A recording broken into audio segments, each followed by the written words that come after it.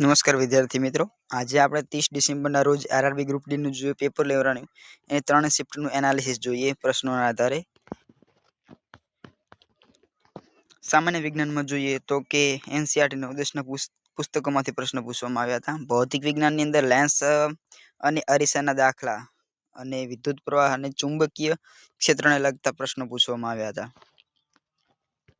ત્યારબાદ રસાયણ વિજ્ઞાનની અંદર સમીકરણો સંતુલિત કરવાના પ્રશ્નો પૂછ્યા, પીએચ મૂલ્યો જેવા પ્રશ્નો પૂછવામાં આવ્યા. આવર્ત કોષ્ટકના પણ પ્રશ્નો પૂછવામાં આવ્યા હતા. જીવ વિજ્ઞાનની વાત કરીએ તો કે પાચન તંત્ર, જે તંત્રોમાંથી પ્રશ્ન પૂછવામાં આવે છે.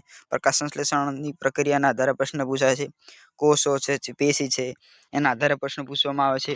ગણિતની અંદર વાત કરીએ તો કે થોડો સમય માગી લે તેવા પ્રશ્નો પૂછવામાં આવ્યા હતા. ગણિતની અંદર અંકગણિતમાં ટકાવારી જેવા પ્રશ્નો પૂછ્યા, સરેરાશ છે, ગુણોત્તર પ્રમાણના પ્રશ્નો પણ સરળ હતા.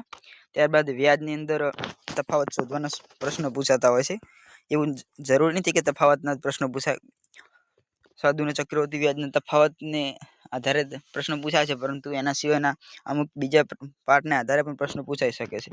ત્યારબાદ ભૂમિતિની અંદર નળાકાર અને શંકુના ઘનફળ અને પૃષ્ઠફળ આધારિત સૂત્રો આધારિત દાખલા પૂછાયા હતા. ત્યારબાદ રીઝનિંગમાં વાત કરીએ તો આ વિભાગે સૌથી વધુ સમય માંગી લે તેવો હોય છે. અને સિટિંગ એરેન્જમેન્ટ એ વર્તુળાકાર અને લાઈનમાં બેઠક વ્યવસ્થાના 3 થી 4 પ્રશ્નો જોવા મળે છે.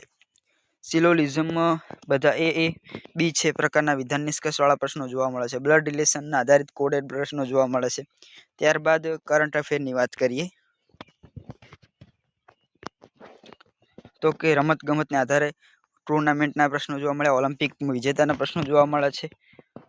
બંધારણની મહત્વની કલમના અને પંચાયતી રાજના પ્રશ્નો જોવા મળે છે. ત્યારબાદ નદીઓના આધારિત પ્રશ્નો જોવા મળે છે. નેશનલ પાર્ક વિશેના પ્રશ્નો જોવા મળે છે.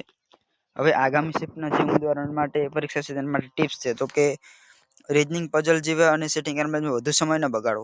જો આવડતું હોય તો પહેલા કરવું, બાકી સૌથી છેલ્લે કરવું. અને એનસીઈઆરટીમાં વિજ્ઞાનના પ્રકરણો ખાસ જોઈ લેવા અને સૂત્રો, ગણિતના ક્ષેત્રફળ અને ઘનફળના પાકા કરી લેવા.